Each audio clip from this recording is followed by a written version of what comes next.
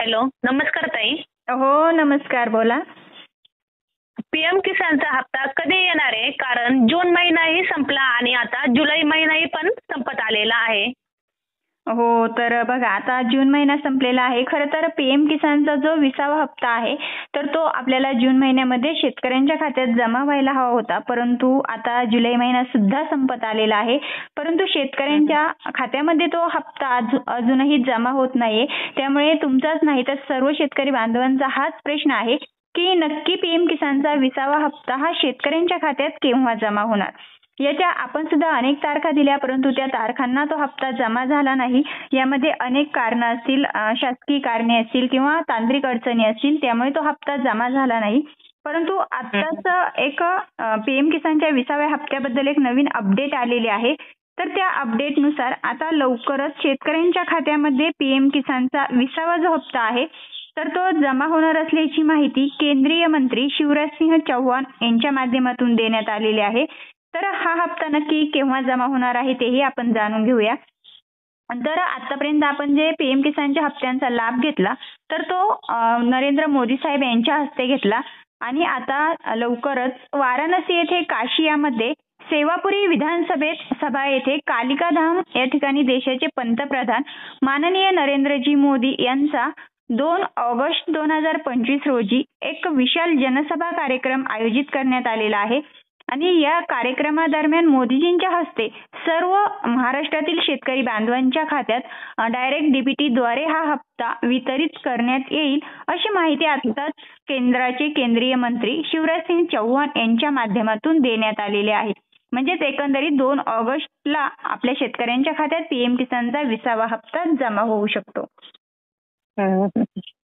आणि हा हप्ता किती रुपयाचा भेटणार आहे? म्हणजे 10,000 रुपये की 2,000 रुपये भेटणार आहे? हो, तर तुमचा प्रश्न बरोबर आहे. कारण आता आपण सोशल मीडियावरती अनेक व्हिडिओ या संदर्भात पाहिलेले आहेत. त्यामध्ये असं सांगितलं जायचं की पीएम किसानचा 20वा हप्ता जो आहे तर तो आपल्याला 10,000 रुपयांचा भेटणार आहे. परंतु ही जी बातमी आहे तर ती तेवढ्यापुरतीच मर्यादित राहिली. कारण पीएम किसानच्या 20व्या हप्त्याबद्दल राज्य शासनाच्या माध्यमातून जो काही निर्णय घ्यायला हवा होता तो घेण्यात आलेला नाही.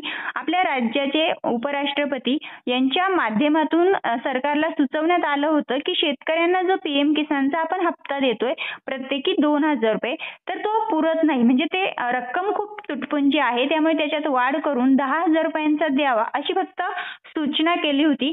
परंतु असं होत नाही की सूचना केल्यानंतर लगेचच त्या सूचनेची अंमलबजावणी होते. तर त्या सूचनेची अंमलबजावणी व्हावी लागते. त्यानंतर त्याच्यावरती अधिवेशनामध्ये चर्चा व्हावी लागते. त्यानंतर त्याच्यावरती जी.आर. काढला जातो आणि तो जी.आर. निर्गमित केल्यानंतर ती कुठलीही सूचना असू दे ती लागू होत असते. परंतु या गोष्टीमध्ये हे सर्व काही घडलं नाही. राज्याचे उपराष्ट्रपती यांनी सूचना केल्या परंतु सरकारच्या माध्यमातून कुठलीही प्रतिक्रिया त्यावरती देण्यात आली नाही. म्हणजेच एकंदरीत जर आपण पाहिलं तर शासनाच्या माध्यमातून आपल्या शेतकरी बांधवांना 2,000 रुपयांऐवजी 10,000 रुपये देण्याचा कुठलाही हेतू नाही. त्यामुळे आपल्याला फक्त आणि फक्त प्रत्येकी 2,000 रुपये जसं की या मागील हप्त्यांचा आपण लाभ घेतला त्याचप्रमाणे आता सुद्धा आपल्याला प्रत्येकी 2,000 रुपयांचाच लाभ आपल्या खात्यामध्ये जमा होणार आहे. आणि ह्यासाठी कोणकोणती कामे करावी लागणार आहेत? तर हा प्रश्न खूप महत्त्वाचा आहे कारण आतापर्यंत आपण जवळपास 5 महिन्यांचा कालावधी उलटून गेलेला आहे पीएम किसानचा 19वा हप्ता भेटून आणि मग आता सर्व शेतकरी बांधव आतुरतेने वाट पाहत आहे ती म्हणजे पीएम किसानच्या 20व्या हप्त्याची. आणि मग ज्या अर्थी तुम्ही 5 महिन्यांचा कालावधी या हप्त्यासाठी दिलेला आहे त्या अर्थी तुम्हाला असंही वाटणार नाही म्हणजे कुठल्याही शेतकरी बांधवांना असं वाटणार नाही की मी या हप्त्यापासून वंचित राहावं.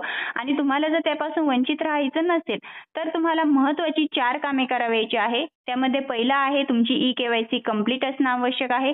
त्यानंतर लँड शेडिंगचा जो प्रॉब्लेम आहे तो देखील जर तुमचा नो असेल तर तो सुद्धा तुम्हाला येस करून घ्यावा लागणार आहे.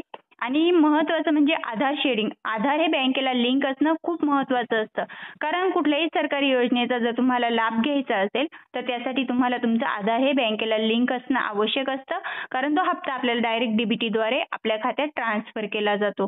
त्यानंतर चौथं आणि महत्त्वाचं काम आहे ते म्हणजे तुमचं फार्मर आयडी कार्ड काढणं गरजेचं आहे. तर तुम्ही फक्त पीएम किसानचा जरी विचार केला तरी पीएम किसानचाच नाही परंतु 2025 मध्ये पीएम किसान असेल, नमो शेतकरी असेल, कुठलीही सरकारी योजना असू दे, त्यामध्ये पीक विमाही असू शकतो, अतिवृष्टी नुकसान भरपाई सुद्धा असू शकते. कुठल्याही सरकारी योजनेचा तुम्हाला लाभ घ्यायचा असेल तर मात्र तुम्हाला फार्मर आयडी कार्ड महत्त्वाचं असणार आहे. आता फार्मर आयडी कार्ड म्हणजे काय, असा हा सुद्धा प्रश्न अनेक शेतकरी बांधव विचारतात. तर त्यांना सांगू इच्छिते की शेतकरी मित्रांनो, जसं की तुम्ही भारताचे रहिवासी आहात हे दाखवण्यासाठी तुमच्याकडे आधार कार्ड आहे, त्याच पद्धतीने इथून पुढे तुम्ही एक शेतकरी आहात हे ओळखपत्र म्हणून तुम्हाला फार्मर आयडी कार्ड असणं महत्त्वाचं असणार आहे. त्यामुळे ही 4 कामे तुम्ही महत्त्वाची अशी पूर्ण करायची आहे, जेणेकरून आपण 5 महिन्यांचा कालावधी या हप्त्यासाठी दिलेला आहे. तर मग तो हप्ता आता तुम्ही मिस करू नये, त्यापासून तुम्ही वंचित राहू नये, यासाठी महत्त्वाची 4 कामे तुम्हाला करूनच घ्यावी लागणार आहे. ओके, तर अजून काही तुमचे प्रश्न असतील तर पुन्हा तुम्ही विचारू शकता. धन्यवाद. हो हो, नक्कीच. खूप खूप महत्वाची माहिती दिली ताई. धन्यवाद. धन्यवाद.